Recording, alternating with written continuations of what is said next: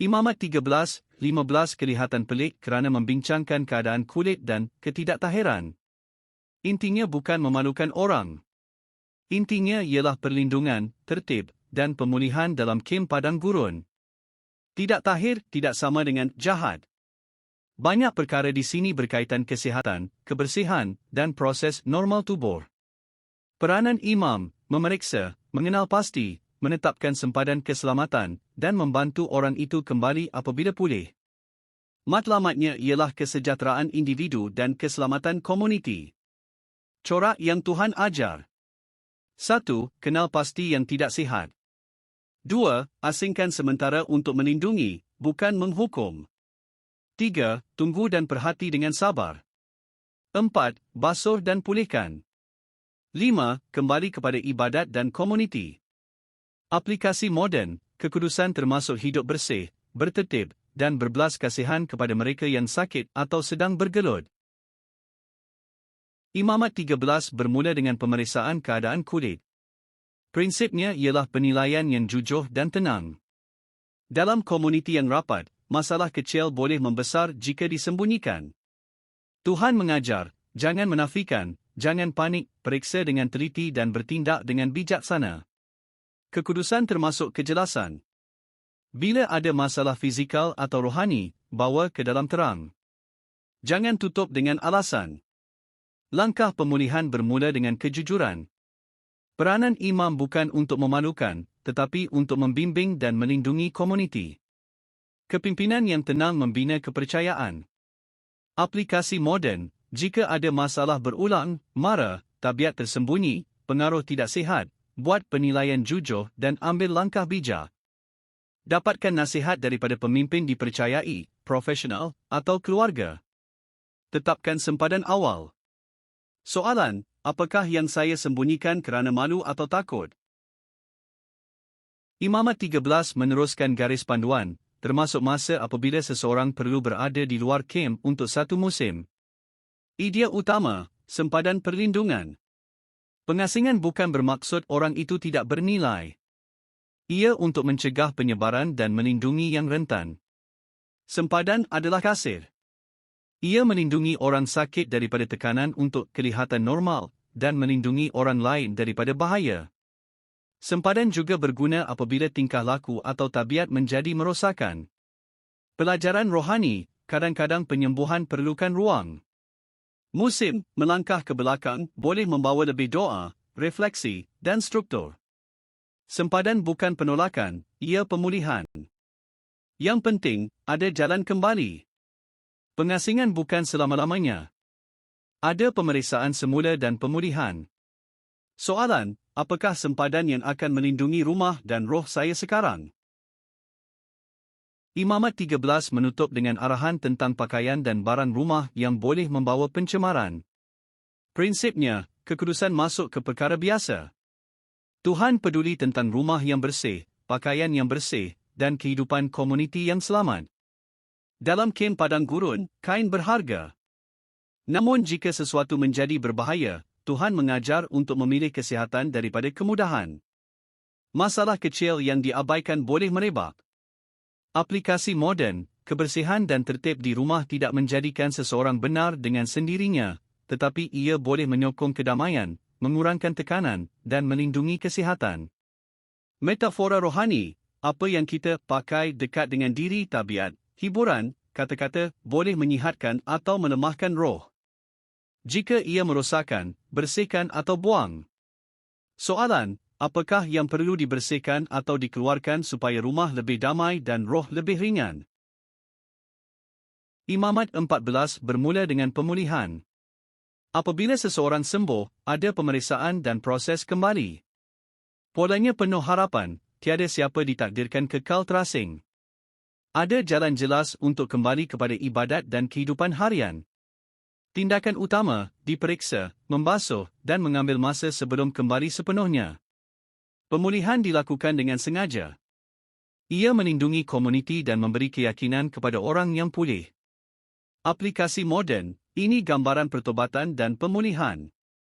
Orang yang bergelut secara fizikal, emosi, atau rohani sering perlukan proses, bukan tergesa-gesa, tetapi dipandu dan nyata.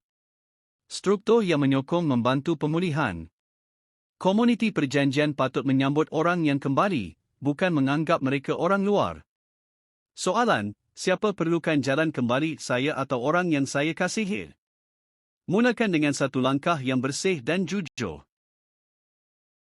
Imamat 14 juga menunjukkan bahawa ada persembahan, dan Tuhan menyediakan pilihan bagi mereka yang kurang sumber. Prinsipnya ialah belas kasihan dan penyertaan. Kembali kepada ibadat bukan hanya untuk yang kaya. Dalam hidup perjanjian, kekudusan dan belas kasihan berjalan bersama. Piawaian melindungi komuniti, belas kasihan memastikan pintu tetap terbuka. Tuhan melihat usaha yang ikhlas dan juga batas kemampuan. Aplikasi moden, pemulihan tidak sama bagi semua orang. Ada yang boleh melangkah besar cepat. Ada yang perlu langkah kecil dengan masa. Tuhan menghormati kemajuan yang tulus. Cara kita melayan orang, jangan tambah peraturan tambahan yang menyukarkan orang untuk kembali. Jadikan jalan kembali jelas, baik, dan mungkin. Soalan, di mana saya perlu lebih berbelas kasihan kepada diri sendiri atau orang lain, sambil tetap menghormati yang kudus? Imamat 14 turut membincangkan rumah yang menunjukkan tanda pencemaran. Polanya sama, periksa, buang yang merosakkan, bersihkan, dan pulihkan apabila selamat. Tuhan mengajar bahawa ruang hidup mempengaruhi komuniti. Satu ruang yang tidak sihat boleh menjejaskan ramai orang. Jadi, jangan abaikan masalah. Bawa ke dalam terang, tangani, dan pulihkan kedamaian. Aplikasi moden, rumah penting secara rohani kerana suasana membentuk hati. Rumah yang penuh pertengkaran, jeritan, atau tabiat toksik menjadi berat. Rumah yang penuh kebaikan, doa, kejujuran, dan pengaruh bersih menjadi selamat. Metafora, jika sesuatu yang merosakkan tumbuh dalam rumah batin, jangan tutup. Buang, mungkin perlu bertaubat, ubah pengaruh, minta maaf, atau dapatkan bantuan. Soalan, apakah yang perlu dibersihkan atau dikeluarkan supaya damai boleh bertumbuh? Imamat 15 membincangkan lelehan tubuh dan kebersihan. Prinsipnya maruah dan tertib. Tuhan mengakui tubuh fana ada proses normal dan penyakit boleh merebak. Dia memberi langkah praktikal, membasuh dan menunggu. Ini menegaskan bahawa tidak tahir selalunya bermaksud belum bersedia untuk ruang kudus sekarang, bukan orang jahat. Ia status sementara yang berkaitan kesihatan. Tuhan juga memberi jalan untuk kembali. Aplikasi moden, hormati tubuh dan amalkan kebersihan yang bertanggungjawab, membasuh, jaga ruang bersih, berehat ketika sakit, dan jaga orang lain dengan kebaikan. Selari rohani, bila hidup terasa bersepah, jawapannya bukan malu. Jawapannya ialah pembersihan dan kembali. Soalan, adakah saya melihat kesihatan dan kebersihan sebagai sebahagian daripada pemuridan, melindungi diri dan orang lain? Bahagian ini meneruskan arahan berkaitan kitaran wanita dan keadaan tubuh lain. Prinsipnya sama, lindungi kesihatan, hormati pemulihan, dan sediakan jalan kembali kepada ibadat. Pelajaran rohani, kesabaran. Ada musim apabila seseorang tidak sesuai untuk beberapa tanggungjawab kerana realiti fizikal. Tuhan memberi ruang tanpa menghukum. Ada proses dan tempoh. Aplikasi moden, kita perlukan lebih belas kasihan semasa musim pemulihan, bersalin, sakit, perubahan hormon, keletihan mental, dan duka cita. Seseorang boleh setia dan masih perlukan rehat. Ini juga mengajar hormat privasi, keperluan tubuh, dan hakikat bahawa tubuh adalah sebahagian daripada kefanaan. Soalan, bagaimana saya melayan orang dalam musim rentan, saya memberi ruang atau saya memberi tekanan? Imamat 15 menutup dengan tujuan, melindungi ruang kudus supaya hadirat Tuhan kekal dekat di tengah kem. Matlamatnya bukan ketakutan, tetapi memelihara kekudusan. Kekudusan bukan hanya perkara peribadi. Ia tanggungjawab bersama. Dalam padang gurun, pilihan cuai boleh cepat memudaratkan ramai orang. Hukum ini melindungi secara fizikal dan rohani.